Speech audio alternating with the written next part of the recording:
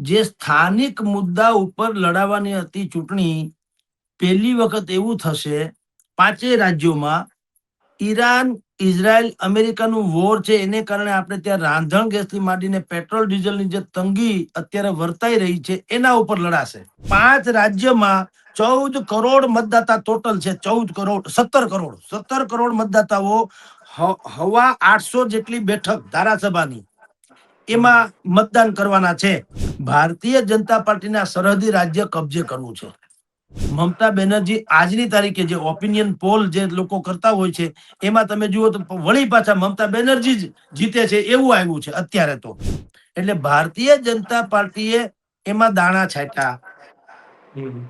વિજયને કીધું કે તમે અમારી આરે ગઠબંધન કરો, ચૂંટણી જીતીએ તો તમે ડેપ્યુટી ચીફ મિનિસ્ટર બનશો અને તમને 80 બેઠક અમે આપીએ છીએ. ચાલો, ભારતીય જનતા પાર્ટીને અત્યારની જે સમસ્યાઓ હતી તો ઠીક છે, એક વધારાની સમસ્યા આ પેટ્રોલ ડીઝલ અને રાંધણ ગેસની કિલ્લત એ જે છે એ પણ કદાચ થોડી ઘણી નડે. બાકી એને કોશિશ તો બધી સારી કરી હતી.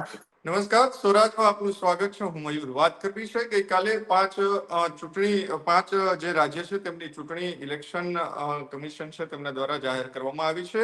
જેમાં વાત કરીએ કેરળ, તામિલનાડુ, આસામ, બંગાળ અને પુડુચેરી, આ 5 રાજ્ય છે તેમની ચૂંટણી જાહેર કરવામાં આવી છે. પરંતુ આ ચૂંટણી જાહેર થઈ ચૂકી છે ત્યારે હવે કોનું પલડું ભારે રહેશે, આવનાર દિવસોની અંદર શું સ્થિતિ રહેશે, કારણ કે જે અલગ અલગ કહી શકાય તે રીતે 23 તારીખે આ ચૂંટણીનું મતદાન થવાનું છે ને 4 મેના રોજ મતગણતરી થવાની છે. ત્યારે જે યુદ્ધની પરિસ્થિતિ છે તેમાં ભાજપને કેટલો ફાયદો થશે, કેટલું નુકસાન થવાનું છે, આવનાર દિવસોમાં શું આ ચૂંટણીમાં પરિસ્થિતિ થવાની છે, તેમની ચર્ચા કરવા માટે આપણી સાથે વરિષ્ઠ પત્રકાર જગદીશ સર મહેતા જોડાયા છે. સર, સ્વાગત છે સ્વરાજમાં આપનું. સર, ગઈકાલે 5 રાજ્યની ચૂંટણી જાહેર કરવામાં આવી છે, કઈ રીતે જુઓ છો? મયુરભાઈ, જે સ્થાનિક મુદ્દા ઉપર લડાવવાની હતી ચૂંટણી, પહેલી વખત એવું થશે 5 રાજ્યોમાં. ઈરાન, ઇઝરાયલ, અમેરિકાનું વોર છે, એને કારણે આપણે ત્યાં રાંધણ ગેસથી માંડીને પેટ્રોલ ડીઝલની જે તંગી અત્યારે વર્તાઈ રહી છે એના ઉપર લડાશે વધારે. સ્થાનિક મુદ્દા કરતા હાવી મુદ્દા આ થઈ જશે.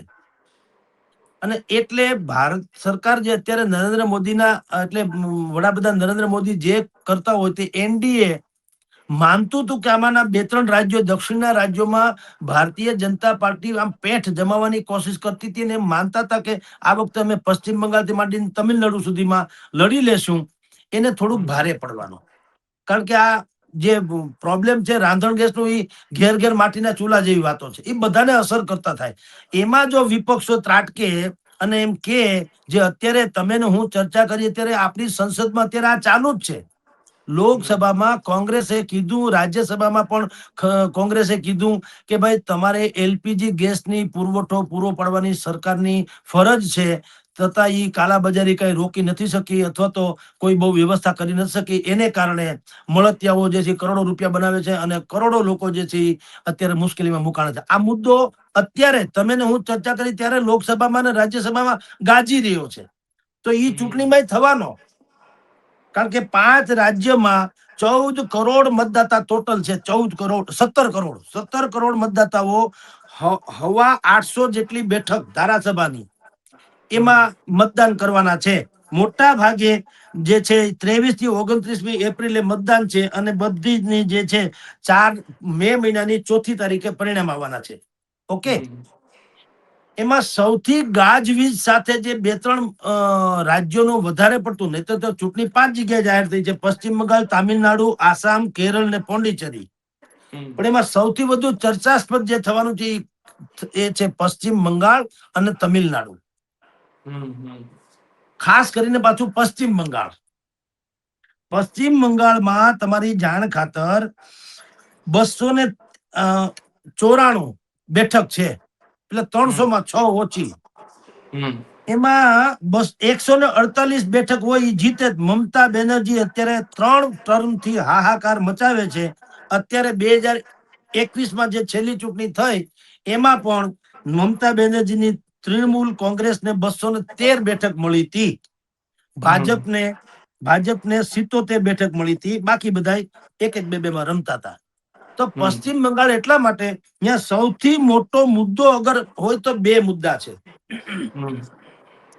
એક ઘૂસણખોરોનો અને એક SIR, જે નવી મતદાર યાદી સરકારે બનાવીને એમાં આપની જાણ ખાતર 66 લાખ જેટલા મતદારોના નામ કપાઈ ગયા. સરકાર એટલે કે ભારતીય જનતા પાર્ટીનું કહેવાનું એમ છે કે મમતા બેનર્જી બાંગ્લાદેશી ઘૂસણખોરો રોહિંગ્યા જે છે એના નામે આવા બોગસ મતદારોના નામે જે ચૂંટણી જીતે છે અથવા જીતતા આવ્યા છે. અને આ વખતે કોઈ પણ ભોગે પશ્ચિમ બંગાળ, કારણ કે સરહદી રાજ્ય છે, નહીતર સરકાર એનડીએ એટલે કે ભાજપ નેતૃત્વ હેઠળના એનડીએ ની અનેક રાજ્યોમાં 25-26 રાજ્યોમાં સરકાર છે. તો એકાદ બે માં ઓછી હોય તો કાન ખજૂરાનો એક ટાંગો તૂટી જાય કઈ લંગડો ના હાલે. પણ એટલા માટે પશ્ચિમ બંગાળ, કારણ કે સરહદી છે, બાંગ્લાદેશની સરહદ ને આપણી પશ્ચિમ બંગાળની સરહદ તો આવ જમીનથી મળે છે, ખેતરે ખેતર અડે છે, એકબીજાના શેઢા જ છે, બીજું કઈ છે નહીં. બહુ લાંબી એમ કઈ ફેન્સિંગ વોલ કે એવું કઈ નથી. તમે ટપી જાઓ એક શેઢો બીજા ખેતરમાં હોય જાય તો બાંગ્લાદેશનું ખેતર આવી જાય, બાંગ્લાદેશ એટલે બાજુમાં પાકિસ્તાન, ઓલી તમે જુઓ તો બીજું, એમ કરીને ઘણા બધા રોહિંગ્યા બોહિંગ્યા મુસલમાનો અહીંયા આવી જાય છે, એવી બધી વાતો છે. એટલે અહીંયા બે મુખ્ય મુદ્દા છે.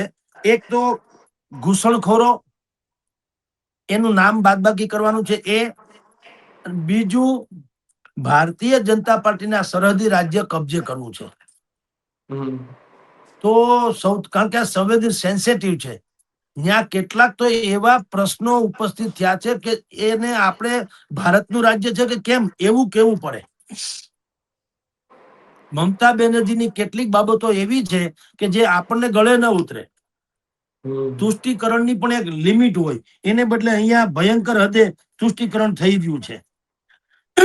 એટલે પશ્ચિમ બંગાળ એમાં હેટ્રિક તો મમતા બેનર્જીએ કરી જ છે, ચોથી વખત આવે કે કેમ એવી સંભાવના છે. અમિત શાહ થી માંડીને નરેન્દ્ર મોદી સુધીના પશ્ચિમ બંગાળમાં અનેક પ્રકારની સભાઓ કરી છે.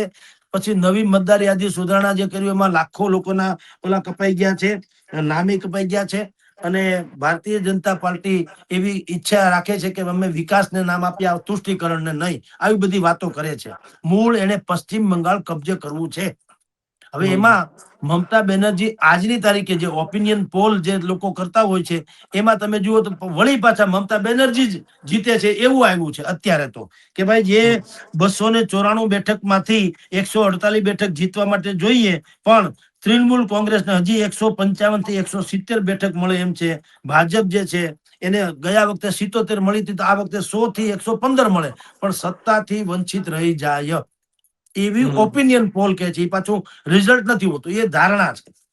તો સવાલ એ છે કે પશ્ચિમ બંગાળ જે સૌથી વધુ ખટકે છે ભારતીય જનતા પાર્ટીને, નરેન્દ્ર મોદીને કે એનડીએ ને, કારણ કે મમતા બેનર્જી અમુક તો કેન્દ્ર સરકારની યોજના પણ પોતાના રાજ્યમાં લાગુ નથી થવા દેતા. વચ્ચે તો એને સીબીઆઈ ને પણ કીધું, સીબીઆઈ અમારા રાજ્યમાં અમારી મંજૂરી વગર નહીં આવી શકે. ત્યાં રાજ્યપાલનો પણ ડખો ચાલે છે. રાજ્યપાલે રાજીનામું આપી દીધું, એવું એનું અપમાન થાય છે. અને ઇવન તો રાષ્ટ્રપતિ હમણાં ગયા હતા મુર્મુજી, દ્રૌપદી મુર્મુજી, તો એનું પણ સન્માન બરાબર જાળવ્યું નહીં મમતા બેનર્જીની સરકારે. એટલે એ આખું એન્ટી ઇન્ડિયા હોય એવું થતું જાય છે. એટલે પશ્ચિમ બંગાળ જે છે અત્યારે 5 રાજ્યોની જે ચૂંટણી જાહેર થઈ, પશ્ચિમ બંગાળ, તમિલનાડુ, આસામ, કેરળ ને પોંડિચેરી, એમાં પશ્ચિમ બંગાળ, તમિલનાડુ આ બે બહુ ચર્ચામાં રહેવાનું. આસામમાં હેમંત બિસ્વા જે છે એની સરકાર છે, અને ન્યાય તમારી 10 વર્ષથી ભાજપની સરકાર છે. બાંગ્લાદેશી ઘૂસણખોરોનો આસામમાં ન્યાય ઈ જ પ્રોબ્લેમ છે. સીમા સુરક્ષા બહુ આડાવળી થઈ ગઈ છે, એટલે ત્યાંના મુખ્યમંત્રી જે છે એ તો હવાયા કટ્ટરવાદી છે એમ કે તો હાલે. એને કીધું આખી ડેમોગ્રાફી બદલી ગઈ છે, એટલે કે અમુક વિસ્તારો એવા થઈ ગયા છે કે જ્યાં ભારતીય હોવું અપરાધ થઈ જાય. એવા કેટલાય જિલ્લા સરહદી વિસ્તારો છે આસામના, અહીંયા ભારતીય હોવું એ અપરાધ થઈ જાય એવી ડેમોગ્રાફી બદલાઈ ગઈ છે, એવું હેમંત બિસ્વા જે શર્મા છે એનો આક્ષેપ છે ને એનો મુદ્દો પણ છે. એટલે કોંગ્રેસ ન્યા આમ છે નહીં ચિત્રમાં, પણ એને સ્થાનિક એવી 10 જેટલા પાર્ટીઓ સાથે ગઠબંધન કર્યું, કોઈ પણ હિસાબે ભાજપને હરાવવા માટે થઈને, પણ મેળ પડે એમ અત્યારે નથી. 126 બેઠક છે આસામમાં, એમાં 64 હોય જેને મળે એ જીતે, 64.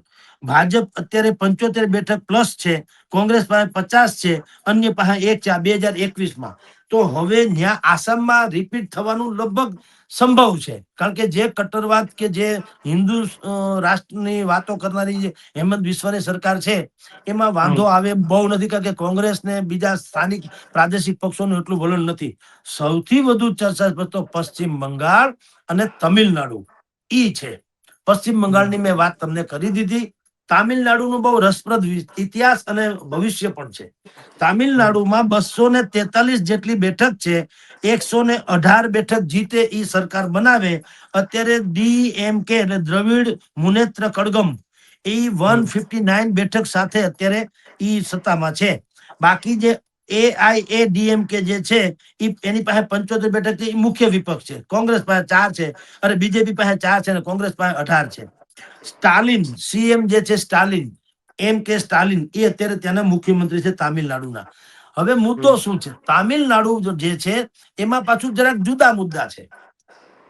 MK સ્ટાલિન જે છે એને એક તો આપણી જે રાષ્ટ્રીય શિક્ષા નીતિ, નેશનલ એજ્યુકેશન પોલિસી, એક તો એને જેને અવગણી નાખી. એ કે અમારે આ કઈ મેળ પડે એમ નથી, કારણ કે જે શિક્ષા નીતિ છે એમાં શું છે કે ભાઈ 3 ભાષા ઉપર હંમેશા ભાર મૂકવામાં આવ્યો કે તમારું ભણતર છે એ 3 ભાષા ઉપર હોવું જોઈએ. એમાં પેલું તમિળ, બીજું અંગ્રેજી, અને ત્રીજી અન્ય એક એમ લખ્યું છે. અન્ય એક, બીજી એટલે હિન્દી નહીં, અન્ય એક. અન્યમાં કોઈ પણ મૂકી શકો, પણ રાજકારણીઓ તો બુદ્ધિશાળી હોય. MK સ્ટાલિને એમ કીધું કે કેન્દ્ર સરકાર અમારી ઉપર હિન્દી થોપી રહી છે, હિન્દી ભાષા અમારે એ જોતી નથી, એમ અમે હિન્દી ભાષાને માનીએ નહીં. એટલે ઈ અન્ય છે, ઈ અન્યને અન્ય રીતે નથી જોતી. ઈ કે અન્ય એટલે હિન્દી. ઈ પાછું એનું વર્જન છે. સરકારે તો નથી, સરકારે અન્ય જ કીધું, અન્ય કોઈ પણ આ લોકો હિન્દીની વાત કરે છે. ટૂંકમાં કેન્દ્ર સરકારનું જે રાષ્ટ્રવાદ વાળી વાતો છે કે હિન્દુસ્તાન તરફી વાતો છે, ત્યાં સ્ટાલિન જે છે એ ડાબેરી પક્ષો જેવા છે, અડધા પડધા નાસ્તિક જેવું. એને આપણા હિન્દુ દેવી દેવતાઓને એની ઉપર ઓછું માન છે. એની આખી પોતાની મેથડ અલગ છે, અને એની માનસિકતા અલગ છે. હવે તમિલનાડુમાં મેં તમને કીધું 243 માંથી 118 બેઠક જીતે એ લોકો રાજ કરી શકે, પણ ત્યાં સૌથી મોટો જે વોટ બેંક નો વર્ગ જે છે ઓબીસી નો છે. ઓબીસી તો ઓબીસી માં કેન્દ્ર સરકારે ખેલ તો નાખ્યો. 2021 કેન્દ્ર સરકારે શું કરેલું કે એક 7 જેટલી અનુસૂચિત જનજાતિ હોય ઓબીસી વિભાગની, 7 એને બધાને એક કરી. 7ની જે અલગ અલગ વ્યાખ્યા, આપણે કેમ લેવા કડવા હોય એને એક કરો તો પાટીદાર થાય. પાટીદાર થાય એટલે બધી લેવા કડવા મટી જાય. ચુવાડિયા ને બીજા ઘેડિયા ને એવા કોળીને બદલે તમે ઓબીસી માં કરો એટલે બધું બીજું બધું ગૌણ થઈ જાય. એવી રીતે કેન્દ્ર સરકારે 2021 7 જેટલી અનુસૂચિત જનજાતિ હતી તામિલનાડુના, એ બધાને એક કરી. એક કરીને નામ હું આપ્યું દેવેન્દ્ર કુલા વેલ્લાલુર, એવું નામ આપ્યું કે આ એક જ ગણાય એમ. એટલે એ 7 તો કમસે કમ આમાં આવે. ત્યાં તામિલનાડુમાં ગોંડર નામની જાતિ છે, જેમ આપણે અહીંયા પાટીદારોમાં લેવા ને કડવા છે, એમ ત્યાં ગોંડર નામની જાતિ છે, એનું બહુ મોટું ઉપજણ છે. એ જાતિ જે પક્ષ તરફ ઢળે એનો વિજય લગભગ નિશ્ચિત બને. હવે મેં તમને શરૂઆતમાં કીધું કે તામિલનાડુની જે ચૂંટણી છે એ રસપ્રદ છે. એ કેટલા માટે? એ ગુજરાતને પણ ત્યાં ટચ કરશે. ગુજરાતને તમને ખ્યાલ નહીં હોય, હવે તમને સાંભળનારાને ખબર પડશે કે સરકાર કેટલી દૂરંદેશી હોય છે, અથવા તો ભાજપ કેટલું દૂરનું વિચારે છે. તમને ખબર હોય તો વિધાનસભાની ચૂંટણી પૂર્વે અહીંયા રાજકોટમાં કમલેશ જોશીપુરા જે છે એની આગેવાની હેઠળ એક કાશી સંગમમ સમારોહ એવો એક કાર્યક્રમ યોજાણો હતો, અને એમાં તમિલનાડુના બ્રાહ્મણોનું સન્માન કરવામાં આવ્યું હતું. ત્યારે જે જાણકારોને તો ખબર હતી, પણ સામાન્ય પ્રજાને એમ લાગે કે આ વળી તમિલનાડુના લોકોને અહીં લઈ આવ્યા, સન્માન કર્યા ને બધું શું છે, કઈ સમજાણું નહીં. હવે તમને સમજાવું શું છે. મોહમ્મદ ગઝનીએ સોમનાથ મંદિર ઉપર ચડાઈ કરી અને એને લૂંટીને લઈ જતા હતા. ઈ સમયે મંદિર બચાવવા સેંકડો બ્રાહ્મણો નહીં પણ હજારો બ્રાહ્મણોએ કે લાખો બ્રાહ્મણોએ પ્રાણની આહુતિ આપી હતી. તદ ઉપરાંત કેટલાક બ્રાહ્મણો આનું સત્વ, એનો ભગવાનના ઘરેણા, ભગવાનની અમુક વસ્તુ, પવિત્ર વસ્તુઓ વગેરે એ બધી પોતે લઈ અને બ્રાહ્મણો અહીંથી સોમનાથ થી નાસી છૂટા. ઈ ગયા ક્યાં? ઈ ગયા દક્ષિણ, ત્યાં તામિલનાડુમાં મદુરાઈ, તંજાવુર, ઈ બધા જિલ્લા જે તામિલનાડુના છે ત્યાં જઈને વયા ગયા, અહીંથી ત્યાં સોમનાથ થી. હવે ઈ જે ઇતિહાસ હતો એને ભારતીય જનતા પાર્ટીએ ફરી પાછો ઉખેડ્યો કે સોમનાથ એટલે કે ગુજરાત અને તમિલનાડુ એ બે વચ્ચે સામ્ય છે, બ્રહ્મ સમાજનું કનેક્શન છે. અમારા બ્રાહ્મણો ત્યાં જઈને રહે છે, ભલે અત્યારે તામિલનાડુમાં રહે છે, પણ ઈ બ્રાહ્મણોએ સોમનાથ બચાવવા મહેનત કરેલી છે, એના પૂર્વજોએ કુરબાની આપી છે. આમ કરીને એક ધાર્મિક માહોલ ઉભો કર્યો. બરાબર છે. પછી દક્ષિણના જેટલા મંદિરો, મહત્વપૂર્ણ મંદિરો જે છે, તિરુપતિ બાલાજીથી માંડીને જે કોઈ હોય તે સમજી લ્યો, પણ જેટલા પ્રસિદ્ધ મંદિરો જે છે, નરેન્દ્ર મોદી ત્યાં પરંપરાગત વેશમાં, એટલે દક્ષિણનો પરંપરાગત ધોતી કુર્તામાં કે અહીંયા શાલ નાખેલો હોય એવી રીતે ત્યાં જઈ અને એને માથું ટેકવું. એનાથી આગળ તમને કહું, તમને ખ્યાલ હોય તો સંસદ ભવનમાં, આપણી લોકસભામાં એક વસ્તુ મૂકવામાં આવી જેને રાજદંડ કહેવામાં આવે છે. એને સેંગોલ, નરેન્દ્ર મોદીએ સેંગોલ મુકાવેલું સંસદમાં. ત્યારે આપણને એમ લાગે કે આ રાજધ્વજ કે રાજદંડ છે, કે ભાઈ આ એક ચિહ્ન છે રાજદ્વારી એવું, પણ એ દક્ષિણની પરંપરા છે. હવે તમને એનું અનુસંધાન મળશે કે સોમનાથના બ્રાહ્મણોને અને તામિલનાડુને જોડવાનો સમારોહ હતો, એની પાછળની શું નીતિ હતી? રાજદંડ એટલે સંગોલ, જેને કહેવામાં આવે છે સંગોલ, એ શું કામ મૂકવામાં આવ્યું હતું? અને આ બે વસ્તુ પછી ઓબીસી ની અનુસૂચિત 7 જનજાતિઓને એક કરી અને એક આખું ઝુમખું શું કામ બનાવવામાં આવ્યું? આ 3-4 આયામો નરેન્દ્ર મોદીની સરકારે કરીને તામિલનાડુમાં પેઠ જમાવવાની કોશિશ કરી. એમાં ઓલા કે ભાગશાળી ને ભૂત રળે, એમ આ વખતે થોડોક એક ઓર પ્લસ પોઈન્ટ થયો છે. એ પ્લસ પોઈન્ટ શું છે? જે ત્યાંના એક સુપરસ્ટાર છે વિજયન, અભિનેતામાંથી નેતા બન્યા વિજયન. આ થેલા જેની સભાઓ થાય છે એમાં એટલી બધી કચડાઈને કેટલાય લોકો ગુજરી ગયા. સારું ન કહેવાય, પણ લોકપ્રિયતાની દ્રષ્ટિએ જુઓ તો કેટલી એની લોકપ્રિયતા છે. યુવાન ચહેરો છે અને અભિનેતા છે અને સુપરસ્ટાર છે, એટલે લોકપ્રિયતાની ચરમસીમા છે. એને TVK નામની એક પાર્ટી બનાવી છે, અલગ TVK. એ પાર્ટીને આ ઓબીસી નો મોટા ભાગનો વર્ગ છે એ ખેંચી એમાં મતદાન કરી શકે, આકર્ષી શકે એવો ડકો છે. એટલે ભારતીય જનતા પાર્ટીએ એમાં દાણા છાંટ્યા. ઈ વિજયનને કીધું કે તમે અમારી આરે ગઠબંધન કરો, ચૂંટણી જીતીએ તો તમે ડેપ્યુટી ચીફ મિનિસ્ટર બનશો અને તમને 80 બેઠક અમે આપીએ છીએ. ચાલો, તમારે તમારા ઉમેદવાર ઉભા રાખો. 80 વિધાનસભાની આવડી મોટી ઓફર કરી છે. હજી ઓફર એને સ્વીકારી કે નથી સ્વીકારી નથી, એ હજી અત્યારે વાટાઘાટોમાં છે. પણ ધારો કે ભારતીય જનતા પાર્ટી એ વિજયનને જો સાથ લેવામાં સફળ થાય તો તામિલનાડુના જે દક્ષિણનો ગઢ છે, ટૂંકમાં ન્યા ભારતીય જનતા પાર્ટી શાસનની અપેક્ષા રાખી શકે. આમ પશ્ચિમ બંગાળ અને તામિલનાડુ, આ 5 રાજ્યોમાંથી 2 ની જે ચૂંટણી છે ભયંકર રસપ્રદ વાળી છે. અને એવો ટેસ્ટ કેસ છે. પશ્ચિમ બંગાળમાં તો આબરૂનો સવાલ છે નરેન્દ્ર મોદીની, પણ સમજી લ્યો, કારણ કે આખી ભારતના બાકીના મોટા ભાગના રાજ્યો એને કબજે કર્યા. એક અહીંયા 2011 થી મમતા બેનર્જી ચીટકીને બેઠા છે, એને ઉખેડી શકતા નથી. અને આ વખતે અમિત શાહ થી માંડી નરેન્દ્ર મોદી વારંવાર જોકે કહે છે, પણ આ વખતે વિશેષતઃ એ કહે છે કે અમારી મમતા બેનર્જીને હેટ્રિક કરી છે, હવે ચોથું બાઉન્સર એટલે કે બાઉન્ડ્રી ફટકારવા નહીં દઈએ, ચોથી વખત આવવા નહીં દઈએ. હવે જેમ તામિલનાડુમાં મેં તમને વિજયન નામની વાત કરી કે ભાગશાળીને ભૂત રળે, એમ પશ્ચિમ બંગાળમાં પણ ભારતીય જનતા પાર્ટીને ભાગશાળીને ભૂત રળ્યા જેવું થાય છે. શું થાય છે? ત્યાં મમતા બેનર્જીના પક્ષમાંથી હુમાયુ કબીર નામનો એક નેતા અલગ પડ્યો. એને પોતાની પાર્ટી સ્થાપી. હુમાયુ જે કબીર છે એની ઓળખાણ બધાને હમણાં થઈ જશે. એને બાબરી મસ્જિદ ત્યાં બનાવવાની શરૂઆત કરી પોતાના રાજ્યમાં. અને ઈંટ બીટ લઈને આપણે ટીવીમાં બહુ બધું જોયું હતું. બધાની પાસેથી ઈંટ મગાવીને બધા લોકો ત્યાં ઈંટ આપી ગયા. બાબરી મસ્જિદનું નિર્માણ કરવાની વાત કરી રહ્યા છે હુમાયુ કબીર. હવે ઈ ટીએમસી એટલે મમતા બેનર્જીના પક્ષમાંથી અલગ થયા છે. હવે ઈ હજી ભાજપને તો સ્વાભાવિક જ ઈ કોઈ ભળે એમ નથી ભાજપમાં, કારણ કે ભાજપ વિરુદ્ધ છે બાબરી મસ્જિદના કારણે. પણ મમતા બેનર્જીને જે મુસ્લિમ કોમ્યુનિટીઝના મત એક તરફા મળતા હતા, એમાં હવે હુમાયુ કબીર ભાગ પડાવી શકે.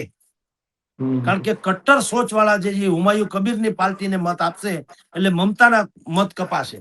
એટલે જેમ તામિલનાડુમાં વિજયન જે છે ઈ ડીએમકે ને નડે એમ છે શાસક પક્ષને, અને ભાજપને ફળે એમ છે, એમ પશ્ચિમ બંગાળમાં હુમાયુ કબીર છે મમતાને નડી શકે અને ભાજપને બી ટીમ તરીકે અત્યારે કામ લાગે છે કે ભવિષ્યમાં જેની જે ગઠબંધન થાય તે, પણ મત તો કમસે કમ કાપે.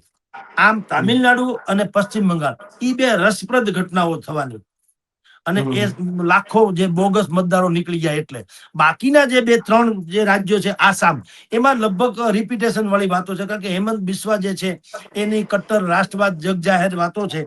એને પણ રાજ્યમાં 10 વર્ષથી ભાજપની સરકાર છે, બાંગ્લાદેશી ઘૂસણખોરોનો સૌથી મોટો મુદ્દો એને કીધો છે. સીમા સુરક્ષાની પણ વાત કરી કે આખી ડેમોગ્રાફી બદલાઈ ગઈ છે, માટે આપણા માટે ભારતીય જનતા પાર્ટી જરૂરી છે. એમ કરીને એ તો અત્યારે કટ્ટર રાષ્ટ્રવાદના નામે ચાલે છે. ને સામે પક્ષે પાછું કોઈ એવું છે નહીં, પ્રતિસ્પર્ધીમાં એવું કોઈ છે નહીં, અને એન્ટી એસ્ટાબ્લિશમેન્ટ જેવું પણ ખાસ નથી. એટલે આસામમાં થોડી ભારતીય જનતા પાર્ટીની સરકારને સરળતા રહેશે. પશ્ચિમ બંગાળ અને તામિલનાડુ એમાં કટ્ટર ટક્કર થવાની છે, એમાં કોઈ સંશય નથી. રહી વાત કેરળ ને પોંડિચેરીની, કેરળમાં 140 બેઠકમાંથી અત્યારે 99 LDF અને 41 UDF, એટલે યુડીએફ એટલે કોંગ્રેસની આગેવાની હેઠળના બાકીનું ગઠબંધન છે, એને યુડીએફ કહેવાય છે. તો 99 સાથે એલડીએફ સરકાર ઉપર છે. 71 બેઠક મળી જીતે એમ છે 140 માંથી. પણ ભાજપે 115 બેઠક ઉમેદવાર ઉભા રાખ્યા. પ્રકાશ જાવડેકરને ન્યા હેડ બનાવ્યા છે. અત્યારે પ્રકાશ જાવડેકર બહુ જાણીતી હસ્તી છે, મહારાષ્ટ્રના બહુ મોટા નેતા છે, એને આના હેડ બનાવ્યા છે, પ્રભારી જેવું કહેવાય છે. હવે જોઈએ છીએ પોંડિચેરીમાં ઈ શું કરી શકે એમ છે. પણ ભૂતકાળ તો બહુ ખરાબ રહ્યો છે. ભારતીય જનતા પાર્ટીએ 115 ઉમેદવાર ઉભા રાખ્યા હતા, એકેય જીતાની. એને જીતાની છોડો, 84 લોકોની તો ડિપોઝિટ વહી ગઈ હતી. આ કેરળ ઈ જે વિસ્તાર છે ત્યાં ભારતીય જનતા પાર્ટીને જેમ આપણે અહીં CPIM કે એને કોઈ ઓળખતા નથી, એવું ન્યા છે ભાજપનું. ત્યાં કોઈ એને ઓળખતું નથી એમ કે તો હાલે. એકાદ વખત ક્યાંક બોણી થઈ હતી, બાકી હરિઓમ. એટલે ન્યા આશા ઓછી છે. 2.5 કરોડ જેટલા મતદારો છે. 9 તારીખે ચૂંટણી છે, પણ ભારતીય જનતા પાર્ટીને દાવો છાતી ઠોકીને કરી શકે એમ નથી. પોંડિચેરીમાં પણ એ જ પરિસ્થિતિ છે. ત્યાં સૌથી નાનામાં નાની વિધાનસભા છે, 30 બેઠક છે, અને 16 બેઠક મળે એ જીતે. ત્યાં એનડીએ ની સરકાર જે છે એને 16 બેઠક અત્યારે મળેલી છે. યુપીએ એટલે કે કોંગ્રેસના આગેવાની હેઠળ એને 8 છે, અને અપક્ષો 6 છે. બરાબર. ન્યાય એસઆરઆઈ નો મુદ્દો વધારે છે. 77,000 મત જે છે, અને મતદારોના નામ કપાઈ ગયા છે 77,000. અને 2021માં ત્યાં કોંગ્રેસની સરકાર હતી અને ગબડાવી, અને એનડીએ ભાજપની શાસિત એનડીએ ની સરકાર આવી. હવે ત્યાં કેવું પરફોર્મન્સ બતાવે એના ઉપર આધાર છે. કોંગ્રેસે ડીએમકે વગેરે સાથે ગઠબંધન કર્યું છે, અને ભારતીય જનતા પાર્ટીને હરાવવાની કોશિશ કરે છે, પણ ત્યાં બહુ દાણો ગળે એમ નથી. એટલે કેરળમાં, અરે અહીંયા પોંડિચેરીમાં, પશ્ચિમ બંગાળમાં, તામિલનાડુમાં અને આસામમાં, એમાં કેરળને બાદ કરતા 4માં ભારતીય જનતા પાર્ટી જે છે એને આશા અપેક્ષા સાથે લડે છે. કેરળમાં તો લોટરી લાગે તો મેળ પડે એમ છે. આમ યુદ્ધના માહોલમાં જે ચૂંટણીનું યુદ્ધ આવી પડ્યું છે 5 રાજ્યોમાં, ભારતીય જનતા પાર્ટીને અત્યારની જે સમસ્યાઓ હતી તો ઠીક છે. એક વધારાની સમસ્યા આ પેટ્રોલ ડીઝલ અને રાંધણ ગેસની કિલ્લત, એ જે છે એ પણ કદાચ થોડી ઘણી નડે. બાકી એને કોશિશ તો બધી સારી કરી હતી. દરેક રાજ્યોમાં જાહેર સભાઓ, રેલીઓ થી માંડીને મંદિરે જેને ધ્રુવીકરણ કરવું, હિન્દુ લોકોને જગાડવાના, પછી બીજા વિજયન જેવા જે સુપરસ્ટાર હોય એને પોતાની ફેવરમાં લાવવાનો તામિલનાડુમાં, કે આવી બધી કોશિશ કરવામાં કઈ ખામી નથી રાખી. પણ હવે જોઈએ છીએ કે 5 રાજ્યોની ચૂંટણી જે છે એમાં ખાસ કરીને પશ્ચિમ બંગાળ અને તામિલનાડુ એ બંનેમાં જો એમાં પશ્ચિમ બંગાળ તો ખાસ, તામિલનાડુમાં તો ખેર હજી તે દક્ષિણમાં જે છે દક્ષિણ જે લોકો દ્રવિડની જે રાજનીતિ છે ચાલે છે. પશ્ચિમ બંગાળમાં જો ભારતીય જનતા પાર્ટી સારો દેખાવ નહીં કરી શકે, સારો એટલે સરકાર નહીં બનાવી શકે, તો મોટા ઝટકા સમાન હશે. જી મયુરભાઈ. સર, જ્યારે આ 5 રાજ્યની ચૂંટણી 2021માં યોજાઈ હતી ત્યારે પણ કોરોના કાળ હતો, અને હવે કોરોના કાળ બાદ જ્યારે આ ચૂંટણી યોજાઈ હતી, પરંતુ હવે યુદ્ધની સ્થિતિ છે. એટલે આમ જોવા જઈએ તો જે ચૂંટણી યોજાઈ હતી ત્યારે પણ મુશ્કેલીઓ હતી અને અત્યારે પણ મુશ્કેલીઓ છે, ત્યારે આ બધાની વચ્ચે ભાજપની શું સ્થિતિ રહી શકે? નબળી ગાને જાજી બગા, એવી આપણે ગામડામાં કહેવત છે. નબળી ગા હોય ને જાજી બગા, બગા એટલે એક જંતુ આવે. નબળી ગાય હોય ને બિચારી પોતે પૂછડું હટટાવીને એને જાજી બગા બેહે, ફાડી ખાય. એક તો પશ્ચિમ બંગાળમાં ભારતીય જનતા પાર્ટીએ દુનિયાભરની મહેનત કરી લીધી, મેં હમણાં તમને વર્ણન કર્યું પ્રમાણે. હવે એટલી સમસ્યાઓને તો પાર કરવાની કોશિશ કરતી હતી, એમાં મેં તમને કહ્યું વધારેમાં વધારે આવ્યું વળી પાછો આ યુદ્ધનો ડખો આવ્યો. હવે યુદ્ધમાં યુદ્ધ હોતા હે. આપણે સર્જિકલ સ્ટ્રાઇક જેમ પાકિસ્તાનમાં કરીને ભારતીય જનતા પાર્ટી એને ક્રેડિટ લીધી, એમ અહીંયા સંભવ નથી. કારણ કે યુદ્ધ કોક લડે છે ને એને ખામિયાજો એટલે કે એની નુકસાન કોક ભોગવે છે, એટલે આપણે ભોગવીએ છીએ. મેં કીધું ને, રાંધણ ગેસ ને પેટ્રોલ ડીઝલ, આ ડખો જે છે એ ઘેર ઘેર હળગે છે. હવે મારે ને તમારા ઘરે માની લો કે બાટલો ન આવે રાંધણ ગેસનો અને મહેમાન ભૂખ્યા જાય કે પ્રસંગ ટાળવો પડે, તો તમે વિચાર કરો, બાકી બધા 100 ગુણ હોય તો પણ તમે ભાજપને મત આપતા પેલા વિચારો ખરા કે આ યાર સરકારે ડખો કરી દીધો, યાર અમારે આખો પ્રસંગની પત્ર ખંડાઈ ગઈ, ન મેળ પડ્યો વગેરે વગેરે. તો સવાલ એ છે કે આ પેલા જે કોરોના કાળ હતો એમાં તો હજી ભારતીય જનતા પાર્ટીએ વેક્સિન વગેરે ની શોધ કરીને વિશ્વભરમાં છાકો પાડી દીધો, એટલે થોડું ક્રેડિટ લઈ શકાય એમ હતું. પણ કેટલા હજારો લોકોએ પોતાના સ્વજનો ગુમાવ્યા, એટલે આક્રોશ તો હતો જ, એમાં કોઈ શંકા નહીં. પણ એ જીતી ગયું શું? એક વેક્સિન વાળી વાતમાં, થોડીક સંયમ વાળી વાતમાં, કેટલાક સ્ટેપ્સ અને લોકડાઉન જેવા લીધા જે આપણે પહેલી વખત અનુભવેલું. આપણા જેવી પેઢીએ પણ આ લોકડાઉન જેવી કરફ્યુ એક જમાનામાં હાલતા. લોકડાઉન એટલે સ્વયંભૂ લોકો બંધ પાડે, ભલે તંત્ર બંધ પડાવડાવે, પણ જનતા પણ એમાં એગ્રી થાય કે ઓકે અત્યારે લોકડાઉન જરૂરી છે. અને આપણે એ દ્રશ્યો જોયા છે અવિસ્મરણીય, જે ભૂલી ન શકાય એવા. તો એવી જ સ્થિતિ અત્યારે, ભલે લોકડાઉન જેવી સ્થિતિ નથી પણ આર્થિક રીતે તો લોકડાઉન જેવી સ્થિતિ છે. હજારોની સંખ્યામાં રેસ્ટોરાં બંધ થઈ ગયા છે, કેટલા કારખાનાઓ બંધ થઈ ગયા છે. આપણે જાણીએ છીએ પેટ્રોલ ડીઝલની અફવા અને રાંધણ ગેસ, આજે એની અછતની અફવા માત્રથી, પુરવઠો તો પૂરેપૂરો મળે જ છે અત્યારે, સમજી લો. પણ અફવા છે કે યુદ્ધ લંબાય અને હજી ભવિષ્યમાં કિલ્લત થાય તો શું. એટલે અગણિત સંખ્યામાં કારખાનાઓ, રેસ્ટોરાં, ભોજનાલયો, આવું બધું બંધ થઈ ગયું, તાળા મારવા પડ્યા કે ભાઈ ગેસ નથી એટલે અમે જમવાનું બંધ રાખીએ છીએ. અહીંયા રાજકોટમાં બોલબાલાથી માંડીને અક્ષર પુરુષોત્તમ સ્વામિનારાયણ મંદિરનું જે પ્રેમવતી આવે છે એમાં બધામાં લખે છે એ લોકો કે ભાઈ અમારી પાસે પુરવઠો ગેસનો છે, 2-4 દિવસ પૂરતો હાલે એમ છે, ત્યાં સુધી ઠીક છે, પછી કોલસાનું ને એવી કોશિશ કરશું, થઈ જાય તો ઠીક, નહીતર અમારે રસોડું બંધ રાખવું પડશે, એવું બાકાયદા બોર્ડ મારવા પડ્યા છે અનેક ઠેકાણે. તો પેલા કોરોના કાળમાં તો હજી મેં તમને કીધું વેક્સિન વગેરે શોધીને ભારત સરકારે થોડું ઘણું બેલેન્સ કરવાની કોશિશ કરી હતી ને થોડોક લાભ લીધો. આ કેસમાં એવું છે કે પેટ્રોલ, ડીઝલ કે ગેસ એ આપણે ઉત્પાદન નથી કરી શકતા, એ આયાત ઉપર જ નિર્ભર છે. ભલે આપણી પાસે અનેક વિકલ્પો છે, ખાલી ઈરાન કે યુએઈ કે કતર બતર, આપણી પાસે અનેક વિકલ્પો છે. મેં અગાઉ તમને કીધું 41 જેટલા દેશો છે જેમાંથી આપણે પેટ્રોલ ડીઝલની આયાત કરી શકીએ છીએ. 41. થોડું મોંઘું પડે કારણ કે રૂટ બદલાય, આ છે તે છે, થોડુંક મોંઘું પડે, એ જુદી વાત છે, પણ મળી તો રહીએ. પણ ઈ જે રાંધણ ગેસથી માંડીને પેટ્રોલ ડીઝલનો જે કિલ્લત એટલે કે અભાવ છે, એ સામાન્ય જનતાને સીધી સ્પર્શે એવી વાત છે, લોકોના જહનમાં ઉતરી જાય. એટલે જે લોકો, એક તો તમારી એન્ટી એસ્ટાબ્લિશમેન્ટ વાળી વાતો તો લાંબા સમયથી એક ને એક સરકાર સત્તા ઉપર હોય ને તો એનાથી સત્તા વિરોધી મત અમસ્તા થોડાક તો પેદા થતા જ હોય છે. કારણ કે તમે દરેક માણસને સંતોષ આપી શકતા નથી હોતા. એટલે જેને તમે સંતોષ ન આપી શકો એ શું માને કે સત્તાના મદમાં આવી ગઈ છે સરકાર. એ એમ ન કે મારું કામ ન થયું, એ કે સત્તાના મદમાં આવી ગઈ છે, આને તો કાઢે છૂટકો છે. એટલે એને કહેવાય એન્ટી એસ્ટાબ્લિશમેન્ટ. તો એક તો એવો લાંબા સમયથી નરેન્દ્ર મોદીએ પણ ત્યાં હેટ્રિક મારી છે. અહીંયા તો ભારતીય જનતા પાર્ટી સરકાર ગુજરાતમાં તો છે જ 30 વર્ષથી. એ સંજોગોમાં આ રહોડે રહોડે આગ લાગી છે માની લ્યો, અથવા લાગવાની છે, લાગી તો નથી હજી, તો ભગવાનની દયા તો છે જ, વ્યવસ્થા પણ થઈ રહી છે. પણ એવી સંભાવના છે કે જો આ યુદ્ધ થોડુંક લંબાય તો આ ડખો વધે એમ છે.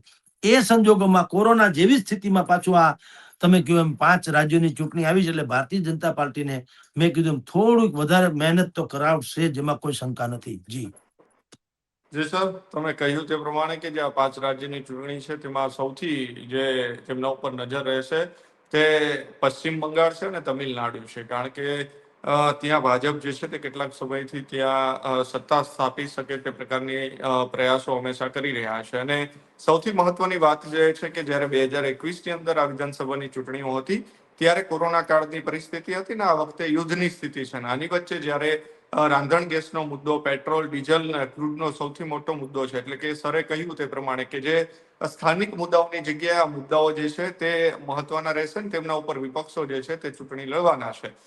ત્યારે ખૂબ ખૂબ આભાર સર, સ્વરાજ સાથે જોડાવા બદલ ને જે 5 રાજ્યની ચૂંટણી છે નમસ્કાર. તેમના વિશે સમજાવવા બદલ.